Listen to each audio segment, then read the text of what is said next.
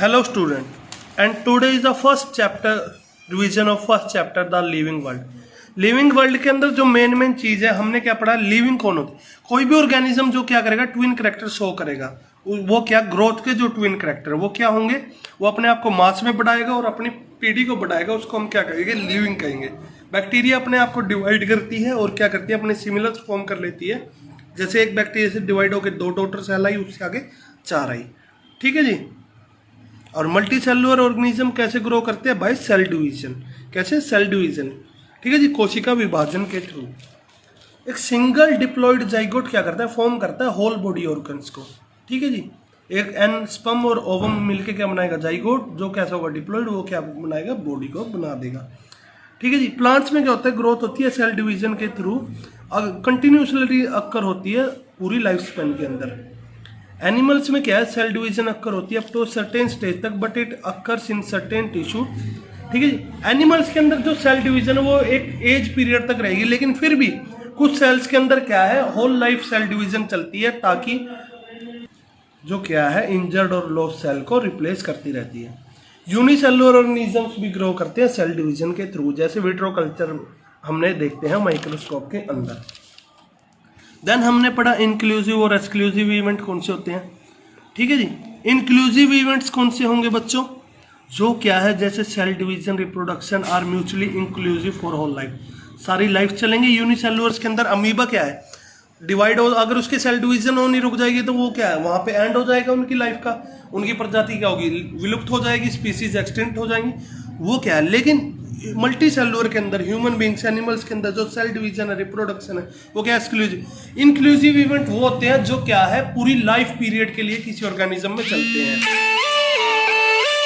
इन्होंने और खा लिए, शॉर्ट पीरियड ऑफ टाइम के लिए होते हैं। ठीक है जी। देन बच्चों मैंने आपको क्या था, मेटाबॉलिज्म के बारे में बताया था।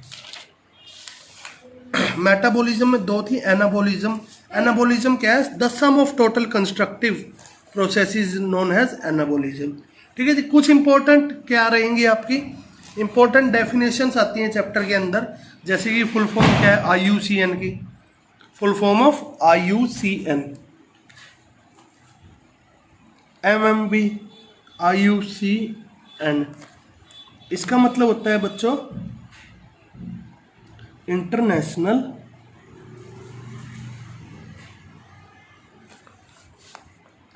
Union, international union for conservation of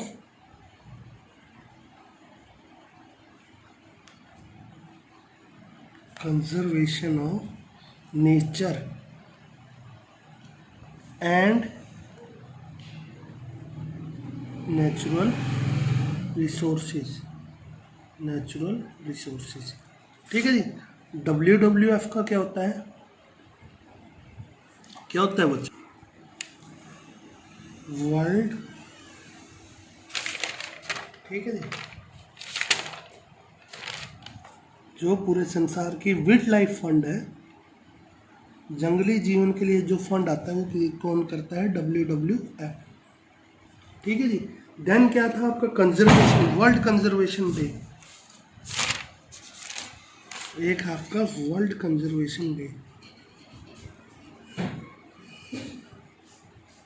world conservation day कब मनाया जाता है बच्चों, world conservation day is celebrated on 3 दिसंबर, 3 दिसंबर। ठीक है जी, वर्ल्ड कंजर्वेशन डे। मैंने आपको साइंटिफिक नेम लिखने बताए थे, कैसे लिखे जाते हैं साइंटिफिक नेम। फर्स्ट लेटर बड़ा होगा, सेकंड छोटा होगा। ठीक है जी, जो स्पीसीज का नाम छोटे से शुरू होगा और अंडरलाइंड होगा। अगर इटैलिक्स में रिटर्न है तो वो कुछ ऐसे होगा, अगर हैंड रिटन है तो वो कैसे होंगे, अंडरलाइंड होंगे। ठीक है जी। सबसे छोटे क्या है, सबसे नीचे क्या आता है, अगर करेक्ट सीक्वेंस क्या है, स्पीसीज से जीनस, जीनस से फैमिली, फैमिली से ऑर्डर, ऑर्डर से क्लास, क्लास से फाइलम या डिवीजन, और उससे क्या आती है, किंगडम। ठीक है जी। ये इनका क्या रहता है, सीक्वेंस रहता है। और बच्चों रणथंबोर नेशनल पार्क कहाँ पर आपका, Ranthambore national park is in Rajasthan. क्या है, राजस्थान के अंदर है।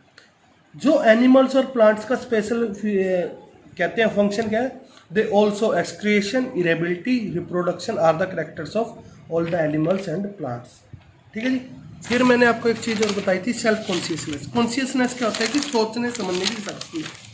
ह्यूमन बींग्स क्या है, human beings are the self conscious, वो अपने अच्छे बुरे को पहले से ही पहचानते हैं। फोटो पीरियडिक इफेक्ट रिप्रोडक्शन में क्या था, फोटो पीरियडिक इफेक्ट क्या होता है, सीजनल ब्रीडर्स के अंदर आता है, यानी फोटो पीरियड इफेक्ट क्या होता है, सनलाइट का मिलना। ठीक है जी, वो क्या है, फोटो पीरियड इफेक्ट था। थर्ड किंगडम किसने इन्वेंट करा था, third kingdom is invented by कौन थे जी, अर्नेस्ट हकल। कौन सा था थर्ड किंगडम, प्रोटिस्टा। देन कोप प्लांट ने एक नया किंगडम लाया, 4 किंगडम क्लासिफिकेशन में, मोनेरा। देन विटकर ने 5 किंगडम क्लासिफिकेशन की थी। सबसे पहले अरिस्टोटल और कार्डियस लिनियस ने 2 किंगडम क्लासिफिकेशन की थी। ठीक है जी। बायोनोमी, और मैंने एक चीज़ और आपको बताई थी, बायोनोमेनक्लेचर को फर्स्ट इंट्रोड्यूस इशू किया गया था सिस्टम ऑफ नेचरा में। सिस्टम ऑफ नेचरा किसकी बुक थी, कार्लस लिनियस।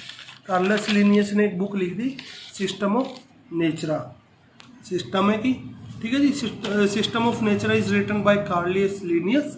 ठीक है जी। और किसके ऊपर थी, बायोनोमियल नोमेनक्लेचर के ऊपर, बायोनोमियल नोमेनक्लेचर के ऊपर। और जो बेसिक यूनिट है क्लासिफिकेशन की, वो भी क्या है, species. Species are the basic unit of classification. So एक बात और बच्चों मैंने आपको इंपॉर्टेंट बताई थी कि अगर आपको इन ये सभी ऑप्शन दे रखे और साथ में पूछ रखो रिप्रोडक्शन, आर.एच. विटकर की क्लासिफिकेशन की क्या क्या बेसिस थी, अगर उसमें रिप्रोडक्शन भी दे रखा हो तो कौन सी बेसिस नहीं थी, अगर ये सारी दे रखी और साथ में आपको रिप्रोडक्शन, तो आपको रिप्रोडक्शन इसके अंदर नहीं मिलेगा। तो best of luck for your exam.